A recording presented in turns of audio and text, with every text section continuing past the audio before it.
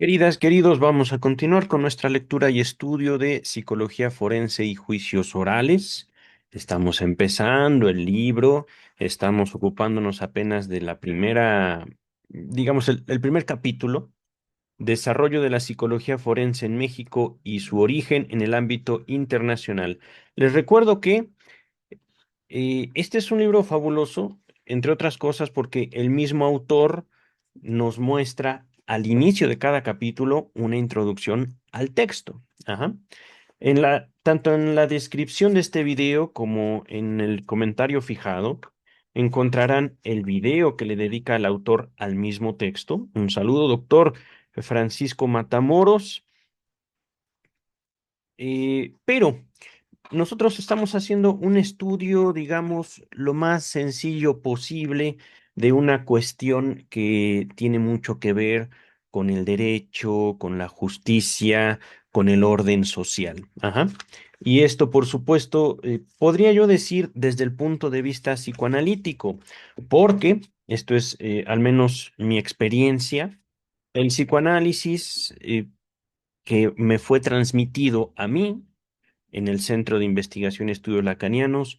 No es un psicoanálisis, digamos, de decir complejo de Edipo y esperar que eso solucione algo. Ajá. Para mí el psicoanálisis es investigación. Para mí el psicoanálisis es preguntar quién, cómo, cuándo y dónde. Ajá. Y por supuesto, notar cómo al emprender esta clase de indagatorias, el sujeto humano, no nada más yo, no nada más ustedes, al respecto de, pueden ser dichos, pueden ser eventos, pueden ser sueños, tenemos, digámoslo así, vacíos en la memoria. No es algo malo, es simplemente parte, digamos, de lo que nos permite tanto seguir investigando como mm, desarrollar el psicoanálisis. El psicoanálisis, al menos para mí, no es un dogma que tiene que llevar a la salud mental mágicamente, pero bueno, sin más presentación, vamos a continuar la lectura del el capítulo 1, Desarrollo de la Psicología Forense en México y su origen en el ámbito internacional, que esto es curioso e importante. Nos situamos en un periodo, digámoslo así, de la historia de la ciencia en relación con la procuración de justicia y estamos más o menos unos 200 años antes del nacimiento de Sigmund Freud, más o menos. Esto según mi memoria, tal vez las fechas estén un poquito mal.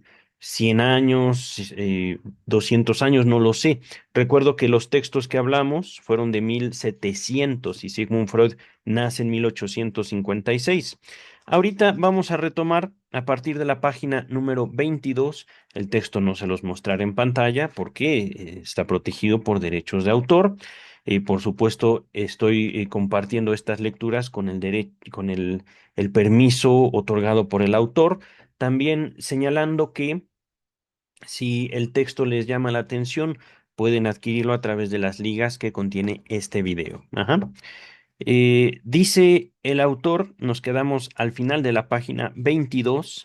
Finkel, ahorita vamos a ver quién es, 1988, es decir, un autor mucho más cercano a nosotros, cita que en 1843, también en Inglaterra, Daniel McNaughton, Daniel McNaughton fue declarado no culpable por motivos de inimputabilidad de un delito de intento de asesinato al primer ministro británico Robert Peel. En el juicio, 9 médicos expertos testificaron que el acusado padecía demencia o demencia parcial. Este caso sirvió para establecer lo que se conoce como la ley McNaughton, instaurada por los House of the Lords, me parece que es el Parlamento británico, me parece, que señalaba que una defensa basada en la inimputabilidad debía estar claramente probada, que el acusado en el momento de cometer el acto estaba actuando bajo un efecto de razonamiento. Así está escrito, no, perdón, bajo un defecto de razonamiento. En terminología actual debemos traducirlo. como tener disminuidas las capacidades cognitivas. Ciertamente. Véase Finkel, 1988, como se citó en Fariña, 2025, página 29. Ajá. Ahora, esto me llama mucho la atención. Vamos a hacer una revisión rápida de lo que se denomina en derecho como inimputabilidad, que hablamos esto un poquito en el video pasado. Inim- inimputa- Inimputable o inimputabilidad. Vamos a ver lo que nos dice el modo IA.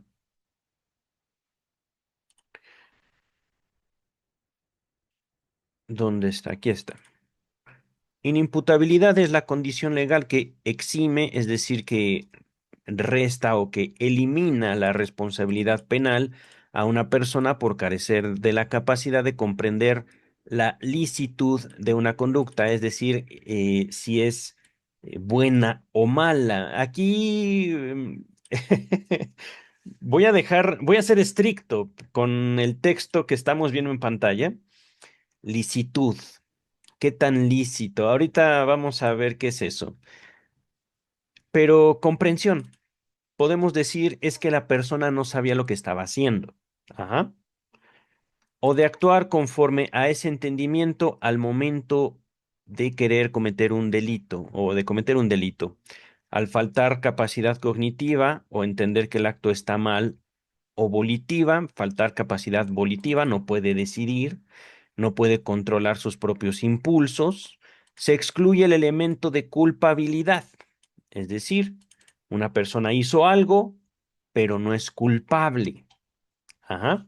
Dentro de la teoría del delito, es aquí justamente donde quería llegar, queridas y queridos.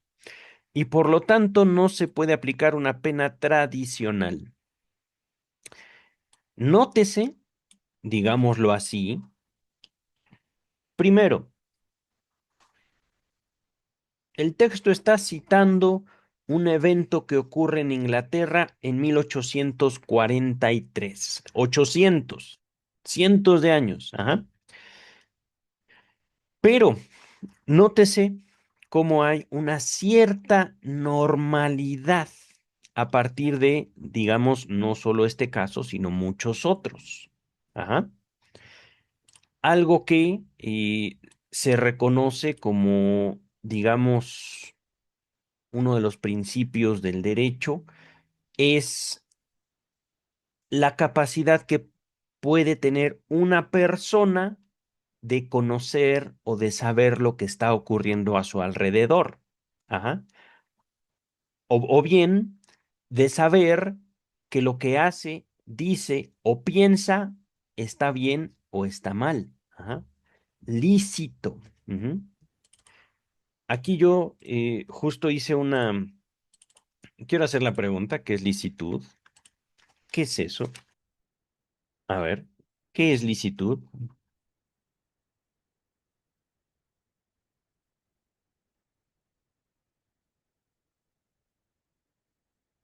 Todo aquello que es conforme a la ley, la moral y el orden público. En términos sencillos, todo lo que está permitido legalmente y que no infringe ninguna norma jurídica. Ahí está. En primer lugar, queridas, queridos, las normas jurídicas cambian de tiempo en tiempo y de lugar en lugar. Ajá. Miren, acá leímos licitud, ¿no? Ah, no, ilicitud. ¿Qué tan ilícito es algo? Todo aquello que va en contra de la ley, la moral o las buenas costumbres. Podemos decir es que todo el mundo sabe lo que es lícito y lo que es ilícito. No. Ajá. Aquí hay una enorme complicación. Ajá. Imagínense esto. Le preguntan a un niño de 3 años, ¿es bueno matar? Así, literal, directo. ¿Es bueno matar? Y el niño de 3 años dice, sí, porque yo vi en una película, porque Goku mató a X, Y o Z. Ajá. Y él toma como referencias situaciones fantásticas. Pero él dice, sí, es lícito matar. El tiempo avanza. Le preguntamos a ese mismo niño, ¿es lícito matar? No, claro que no. Matar es malo. Ajá. Y esto, por supuesto, es un ejemplo hipotético, es una construcción, digamos, fantasiosa la que estoy haciendo. Ujú. Sin embargo, aún en la historia de los estados, ¿por qué no todos los estados, por qué no todos los países de todo el mundo aprueban la pena capital? Digámoslo así, matar al criminal confeso, al criminal comprobado, de forma rápida, indolora. Pero, ¿por qué hay países que dicen, o incluso estados, pienso en Estados Unidos como justo un país, una unidad geográfica, política, que al mismo tiempo se subdivide en muchos estados, algunos de los cuales tienen la pena de muerte como una posibilidad legal? Ajá. Y esto hablando solo de un país. Hablando de todos los países, cada gobierno va estableciendo que sí y que no. Ajá. Entonces, la pregunta es, si no solo como individuos, sino también como estados, no hay un bueno o malo, algo que es completamente ilícito o completamente lícito, porque se sostiene, digamos, una cierta normalidad y que es necesaria al final para la aplicación de un derecho sobre una figura humana. Ajá. Me surgió la duda. Ahorita están viendo, no lo voy a leer, voy a regresar al texto del doctor Matamoros, pero me surgió la duda, ¿cuántos países tienen en sus códigos legales, en sus leyes locales, países, no estados, países, la pena de muerte? Ajá. Solo por un ejemplo, sobre lo lícito o ilícito. Ajá. Y notar cómo justamente en la multiplicidad de perspectivas se va definiendo la ley, pero es justamente una ley bajo la cual podemos apoyarnos buscando ciertos efectos para nosotros y para los demás, siempre y cuando conozcamos esa ley. Ajá. Ahora, antes de avanzar con el texto del doctor Matamoros,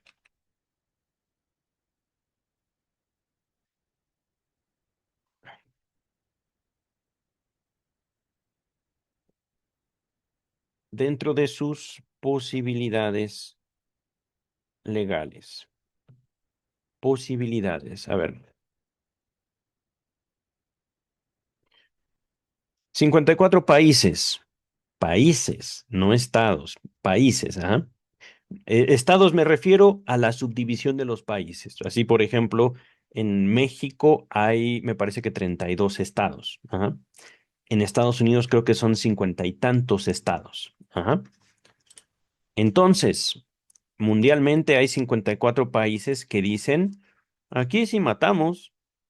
¿Por qué? Pues porque las leyes nos lo dicen. Las leyes que nosotros mismos establecimos nos permiten a mí como gobierno matar.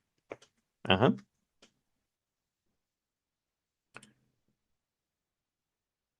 Entonces, vean cómo la ley, como el representante de los acuerdos que podemos establecer entre personas, es algo vivo. Ajá. No se trata de decir no sirve para nada porque ciertamente hay que nosotros saber usar la ley, saber para qué sirve la ley. Saber que una cosa, podemos decirlo así, es la ley establecida por los gobiernos y otra cosa es la ley de la selva, que más o menos se aplica en redes sociales. Ajá. Yo acuso y ¡pum! Funa, que es la funa, un sinónimo, que aquí nos acercamos un poquito al psicoanálisis, la funa como un sinónimo o un símbolo de muerte para las nuevas generaciones. Para las viejas generaciones, realmente la funa es como, bien, una amenaza X, siempre y cuando no se dedique uno a trabajar en redes sociales. Ajá. Entonces la funa sí es muy similar a la muerte. Pero mm, hemos visto, ¿no? Ahorita ya vamos a regresar al texto del doctor Matamoros, que nos dice lo siguiente. Yo voy a dejar abierta esta página, pero les eh, voy a regresar acá. De esta forma, Kraft Ebings publica en 1892 Psicopatología Judicial. Pichelli, en 1895, publica La base psicológica del derecho público. Y Gross, no sé quién es Gross, ahorita lo podemos buscar. Publica, publica en 1898 Psicología criminal. Fíjense cómo, al menos lo hago notar, en el primer video de esta serie, de este estudio de psicología forense, observamos una psicología todavía no experimental. Ajá. Observamos, y esto es algo que, digamos, detallo como profesional en la psicología, se dice que la psicología científica nace con Wilhelm Wundt, ajá, que sus experimentos, de hecho, fue contemporáneo, vivió en el mismo tiempo que Sigmund Freud, 1870 aproximadamente, que Wundt se conforma, digamos, como un pilar dentro de la psicología universitaria, como la psicología experimental o científica. Wilhelm Wundt, 1870. Ajá. Pero vimos que los primeros textos citados sobre psicología criminal vienen mucho antes que Wundt, 1790 más o menos, 100 años aproximadamente antes que Wilhelm Wundt, antes que lo que la academia, la psicología marca como la psicología científica. Pero ya aquí, Kraft Evans, estamos hablando de textos justo publicados en vida de Sigmund Freud. Ajá. Me acuerdo incluso que Kraft Evans tenía justamente cierta influencia en la formación de un Freud universitario. Ajá. Y cómo se va conformando tal vez no una relación específica o estricta del derecho con la psicología científica, pero sí el derecho con la psicología, tomando esta psicología naciente, todavía no científica, como una mezcla entre filosofía y religión. Ajá. Dice el texto. Además, en 1896 tuvo lugar en Alemania, concretamente en Múnich, un hito histórico en nuestra disciplina. Nos hemos estado refiriendo a los primeros testimonios expertos. Ajá, eso es importante.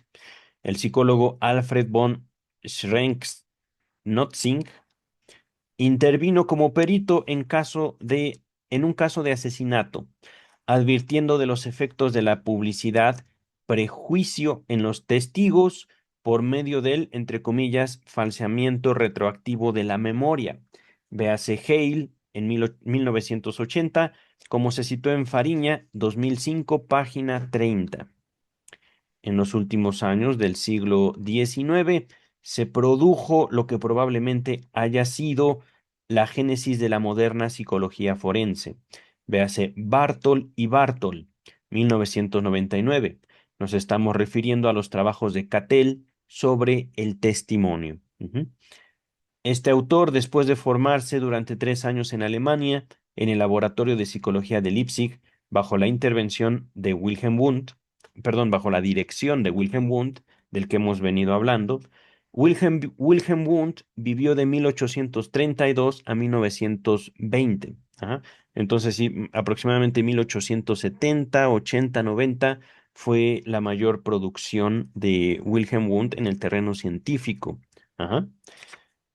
Dice el texto, hablando sobre Cattell, al regresar a Estados Unidos, creó los laboratorios de psicología de la Universidad de Pensilvania en 1887. Ajá. Y el de la Universidad de Columbia en 1891. Véase Ligy, 1982. Ligy es quien narra estos eventos. Ajá. En esta última universidad, en la Universidad de Columbia, 2 años más tarde, en 1893, es donde se lleva a cabo el experimento sobre testimonio, que se considera uno de los primeros trabajos en psicología jurídica. Véase Bartol y Bartol, 1999, citado en Fariña, 2005, página 30. Como señalan Bartol y Bartol, la moderna psicología forense ancla sus inicios en una subtarea del testimonio, y uno de sus impulsores más relevantes es sin duda Stern. Precisamente colaboró en la creación de la primera revista de psicología del testimonio que él mismo editó y publicó en Leipzig, Alemania. Ajá.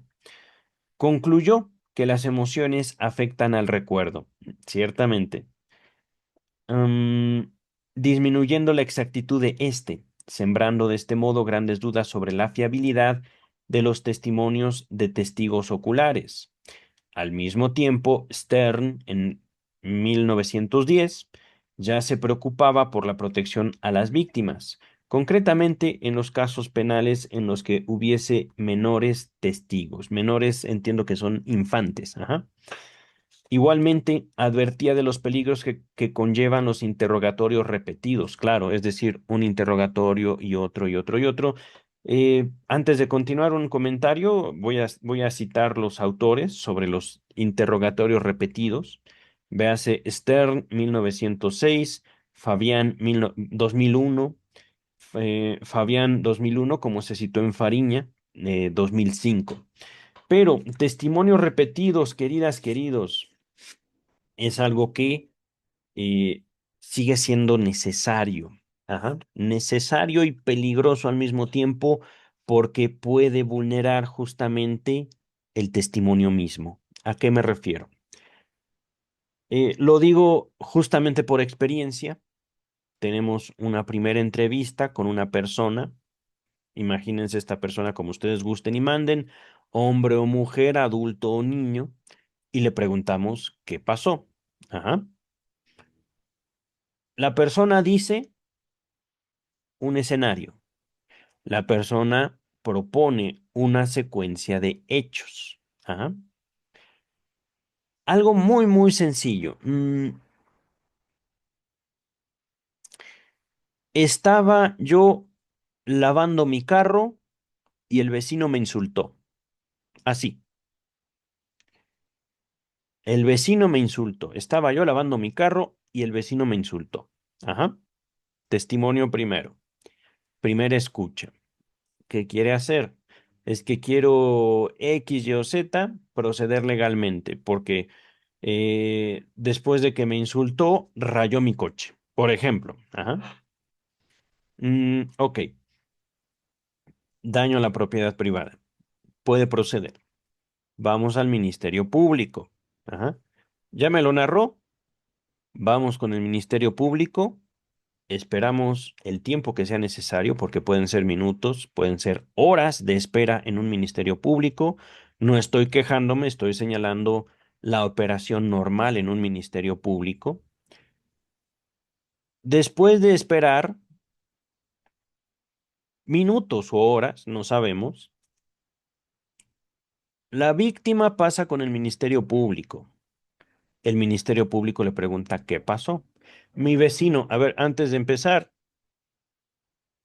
¿por dónde vive usted? ¿Vecino de qué lado? Ajá.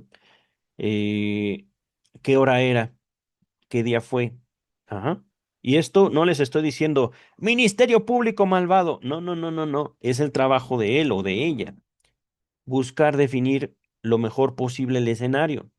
¿Cómo, cuándo, dónde, por qué? Ajá.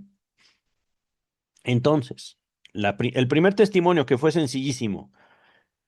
Estaba lavando mi carro cuando el vecino me insultó y luego rayó mi coche. Así se complica un poquito más. Ajá. Se complica, pero es necesario poder establecer una secuencia temporal, una secuencia lógica. Ajá. Entonces, supongamos, la víctima me narra a mí, su representante, el evento. El Ministerio Público hace las preguntas necesarias para poder anotar su reporte, su carpeta de investigación, iniciarla y mandar los casos a investigar. Ajá. Pueden pasar, supongamos, en el mejor de los casos, 2 horas entre que la víctima contó el primer testimonio a su abogado y con el Ministerio Público. En el mejor de los casos, 2 horas. Ajá. Tiene su carpeta de investigación. Ujú. Pasa luego con policía de investigación. Ajá. A narrar los mismos eventos. Ajá. Y ahora dice, no que su vecino lo insultó, sino que lo amenazó desde el primer momento. Ajá. Cambia la narrativa un poquito, pero la narrativa empieza a flaquear. Ajá. Es que yo estaba lavando mi carro y mi vecino llegó y me insultó, me dijo que me iba a matar. Pero eso no está en la declaración con el Ministerio Público. Ajá. Y el policía de investigación tiene la narrativa del Ministerio Público y, oiga, pero eso que dice no está aquí. Tiene que ampliar su declaración. Ajá. Porque una cosa es el daño a propiedad ajena y otra cosa es la amenaza, es otro delito. Vaya y amplíe su declaración. Ajá. Y el policía de investigación hace preguntas porque justamente su trabajo es ir a ver en el lugar si hay, por ejemplo, cámaras disponibles. No va a entrevistarse directamente con el vecino y le va a decir, ya te denunciaron y bueno, bla, bla, bla, bla. Por supuesto, esto podría cambiar dependiendo de la situación, ¿no? Dependiendo del delito. El policía de investigación sí podría acercarse a decir, aquí se denunció un despojo y vengo a ver cómo está organizado el inmueble, por ejemplo, ¿no? Entonces, y les estoy narrando unos delitos sencillos. Hablando de delitos sexuales, la intervención psicológica dura, en el mejor de los casos, 1 hora. Cuando la víctima o tiene muchas lagunas en la memoria y que dificulta justamente la estructura de una narrativa coherente, esto en los peritos en psicología puede determinar que la entrevista psicológica dure varias horas. Ajá. E imagínense el cansancio. Esto no lo digo, los procedimientos están mal, no necesariamente. Hay veces que se busca proceder de la manera más inmediata para garantizar, en la medida de lo posible, de acuerdo a las, digamos, herramientas institucionales o herramientas estatales, de acuerdo a las leyes, se busca proteger la integridad de la víctima o posible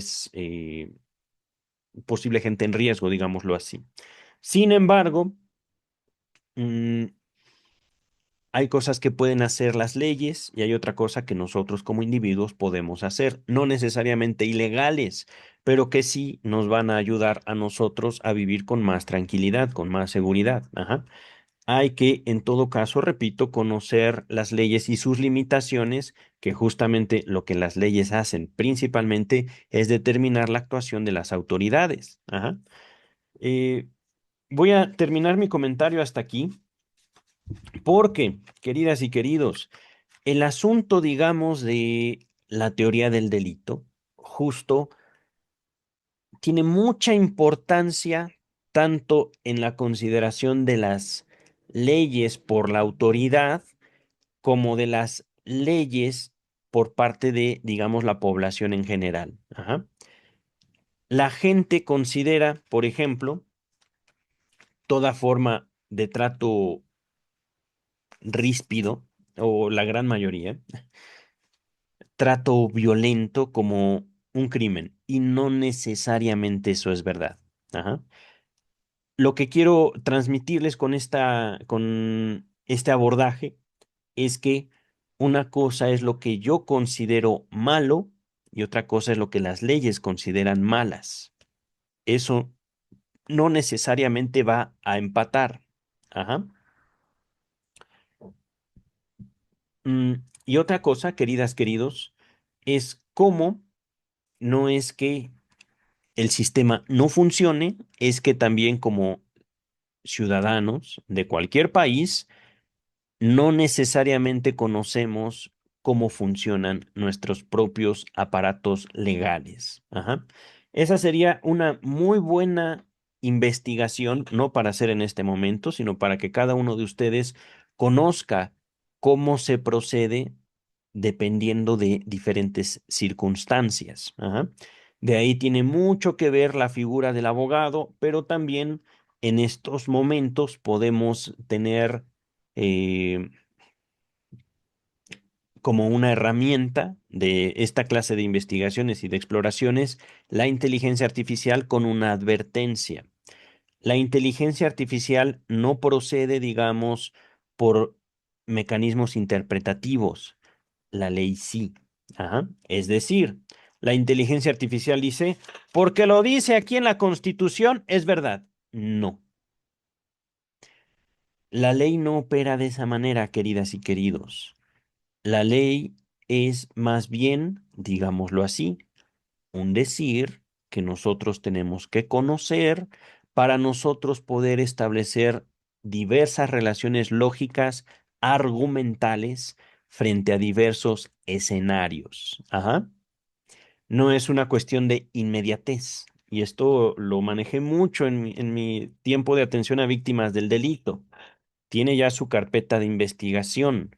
Esta carpeta le permite hacer esto y esto y esto y esto. La carpeta no va a detener balas. Ajá. Si usted se pone en riesgo por cualquier situación, la carpeta no lo va a ayudar. Entonces, para procurar su salud, su integridad, haga esto y esto y esto y esto y esto, dependiendo, por supuesto, del caso. Ajá. Y no les estoy diciendo, no, la ley no sirve. No, la ley sirve, el Estado sirve, el gobierno sirve, la policía sirve, pero no para todo. Ajá. Nosotros como seres humanos debemos establecer ciertas medidas, ciertos actos para procurar nuestra propia tranquilidad, nuestra propia vida, con la ley o incluso sin el apoyo estatal. Ajá. ¿A qué me refiero con el apoyo estatal? Las, eh, las denuncias, los procesos institucionales que por supuesto llevan su tiempo. Ajá. Justamente para que el Estado no aplaste al sujeto, digámoslo así, al mismo tiempo que el Estado procura la vida que se desarrolla en su alrededor, puede parecer que no hace nada, pero es justamente como una forma, digamos, de que la ley nos protege a los ciudadanos, esta clase de indagatorias, esta clase de acciones que procuran buscar una justicia equitativa, una justicia real desde el punto de vista concreto. Por supuesto, esto desespera mucho a la gente y por lo tanto podrían no necesariamente apoyarse en una institución, en un proceso legal o administrativo y optar por otras formas de resolución, que es algo que también hace mucha falta de poner en consideración no solo frente a los casos de denuncias falsas, sino también, digámoslo así, de... eh,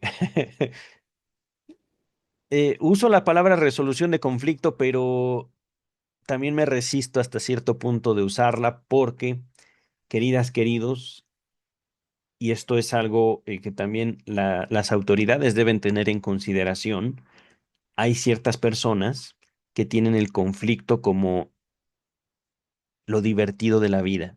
Ajá. Por eso, resolución del conflicto me queda así como, ay, no es tan correcto hablar de eso, porque el ser humano vivo puede ser tremendo. Cualquier ser humano, adultos, niños, hombres, mujeres. Ajá. Voy a dejar mi comentario hasta aquí para avanzar un poquito más con el texto del doctor Matamoros. A ver, permítame un segundo. Todavía tenemos bastante que leer sobre los orígenes históricos de la psicología forense. Dice el texto, Urra, bueno, Urra, no sé cómo leerlo, discúlpenme. Es un apellido, lo voy a deletrear. URRA, es sin la H, es U nada más. RRA, en 2002, señala que, entre comillas, en el siglo XX, al nacer la psicología experimental, se inicia la psicología forense, ya con Stern, Jaffe, Goldovsky, Binet, Freud, Lombroso y Lobsang. Ajá. Me llama la atención Freud, por supuesto, Sigmund Freud, 1906. ¿Cuáles son los textos de Freud en 1906? Al menos puedo mostrarles un archivo. Este archivo me ha servido mucho. Es un archivo que hice sobre, a ver, toda la edición Amorortu, la Standard Edition, obras freudianas. Un segundito. ¿Dónde estoy? ¿Dónde estoy? Aquí estoy. ¿Ah? Link de obras completas, edición Amorortu. La ventaja de esta edición Amorortu es que está ordenada cronológicamente. Si recuerdo que el chiste, su relación con lo inconsciente fue de 1905, podemos ver, debe ser de el tomo número o el volumen número 9. Ajá. Les recuerdo que en este canal me dedico a estudiar psicoanálisis, a veces criticar psicoanálisis, revisar psicoanálisis, pormenorizar el psicoanálisis, ajá, comentar. Pero Freud 1906 debe ser este el texto. Indagatoria forense y el psicoanálisis, se los dejo en la descripción. Ujú. Descripción o comentario fijado. Creo que es el primer video que menciono sobre Sigmund Freud. Forense. Indagatoria forense y psicoanálisis. Ajá. Vamos a regresar al texto.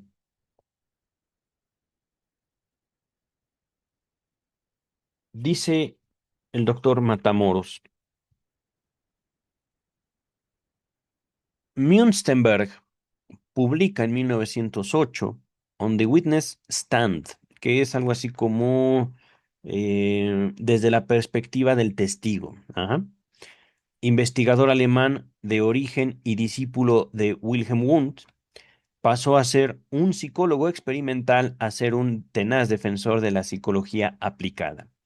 Véase Gundlach, 1998, hasta el punto de ser considerado el padre de la filosofía aplicada, de la psicología aplicada, perdón, lapsus, y uno de los fundadores de la psicología jurídica.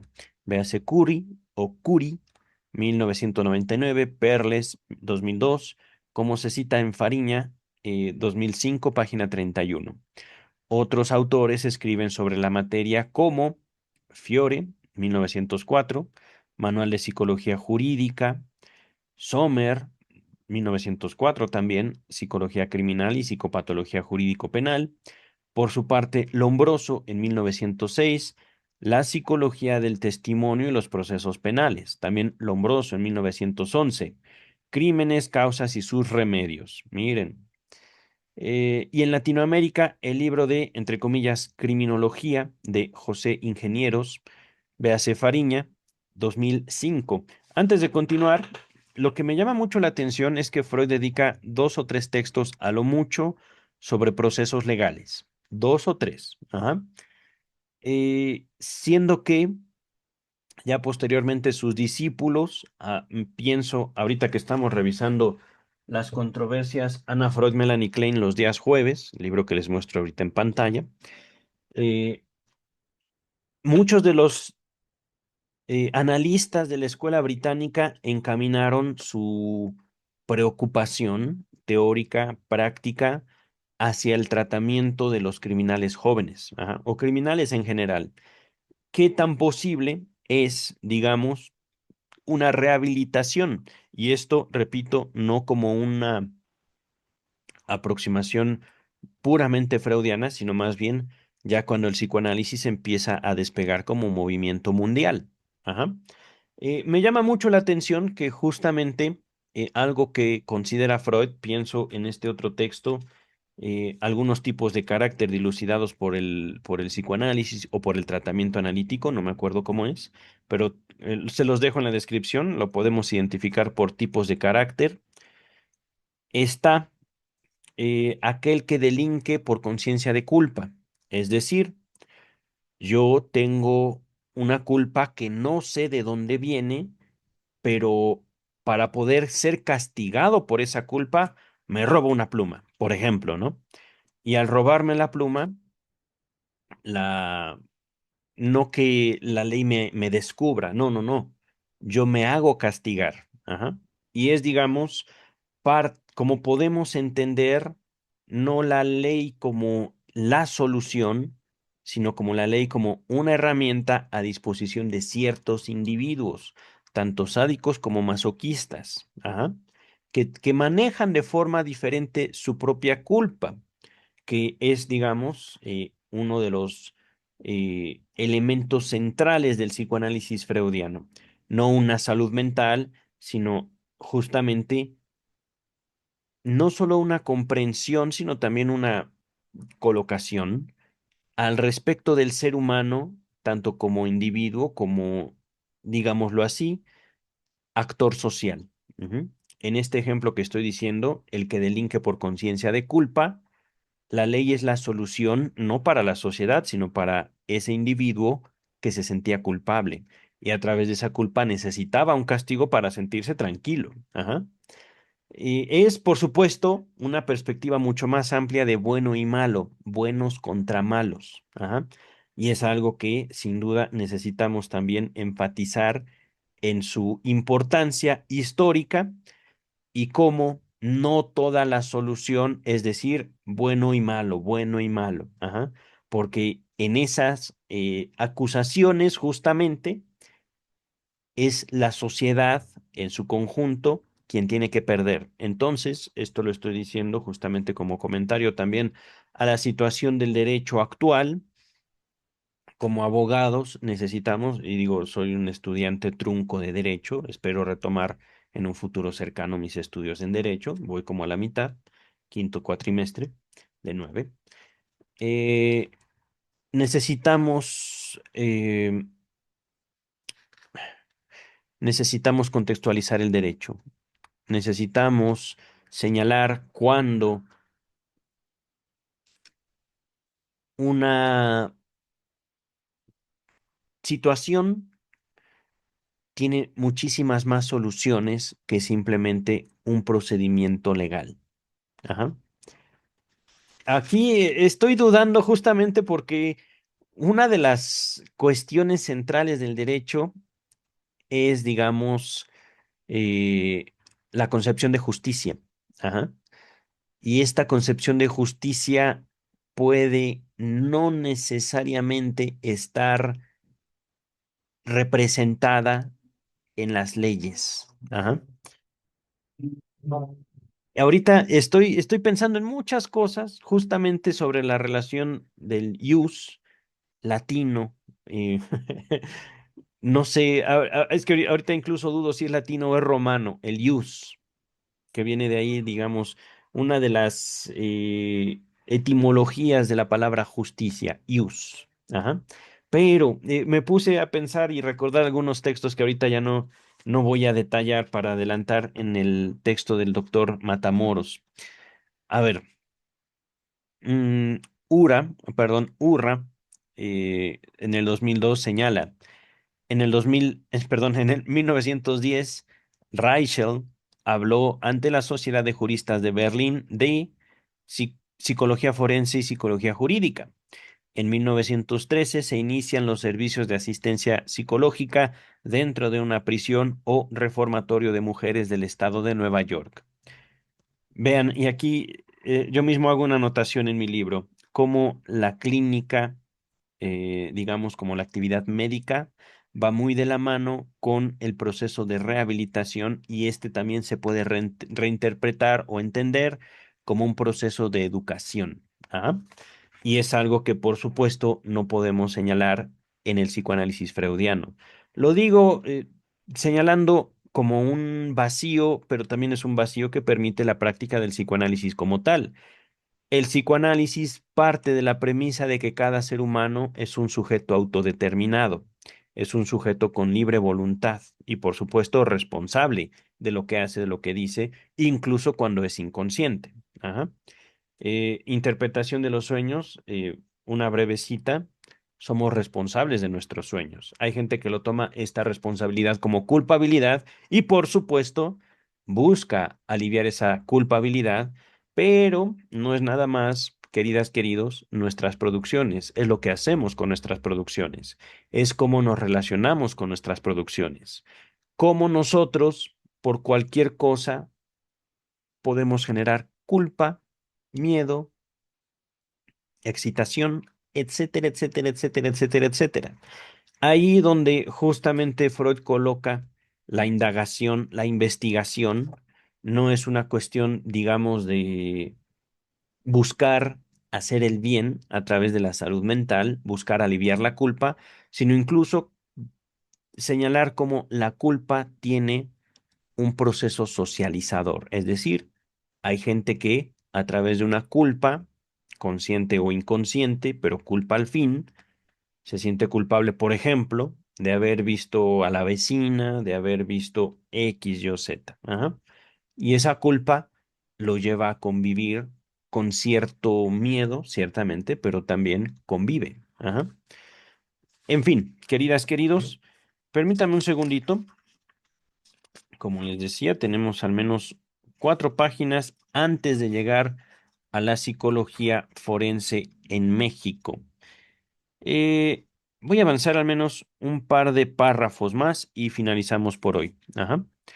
Dice el texto, 1916. Se establece en el Departamento de Psicología de Nueva York un, entre comillas, laboratorio psicopático. Así está escrito, psicopático con el propósito de examinar a ciertos detenidos. En 1917 es el año en que G. H. Mead, M-E-A-D, ajá, publica La Psicología de la Justicia Penal.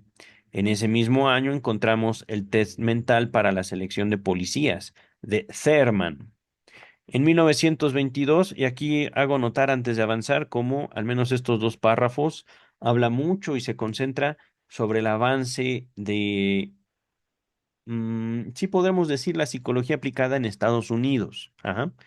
Y por supuesto, para eso, para ese tiempo, no solo todavía vivía Freud, sino que eh, estaba todavía en construcción o en vías históricas de aparecer la salud mental hasta 1953. Ajá.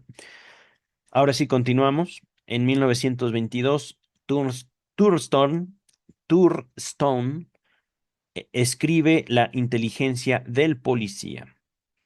Mm, Atavilla, en 1925, confecciona el volumen de Psicología Judicial y en 1926, Burt, con doble T, Burt, redacta Psicología Legal y McCarthy elabora Psicología para Juristas.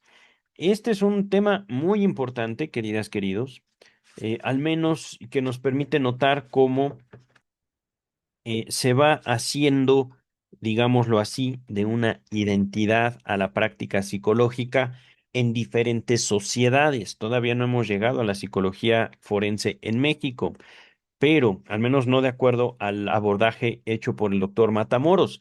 Pero, ¿cómo se está ligando mucho?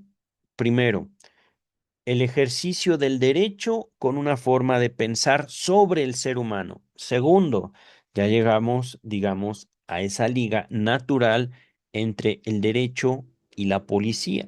Ujú. Eh, Aquí ciertamente puedo pensar, no me queda claro, podemos investigarlo con la inteligencia artificial, cuáles son las primeras formaciones policíacas en la historia. Ajá. Porque también, así como podemos decir, hay objetos, hay eh, ideas, hay instituciones. Ajá. Una cosa es el derecho, las instituciones legales, otra cosa es el Estado, instituciones, digamos, que buscan reunir todos los servicios, ajá, no nada más seguridad, sino salud y otros más, ajá, educación, por ejemplo, sino que también dentro de esta relación estatal, al menos yo pienso que podríamos ubicar las primeras formaciones de policía en Roma, ajá, y esto ligado mucho la religión y el ejército. Ajá.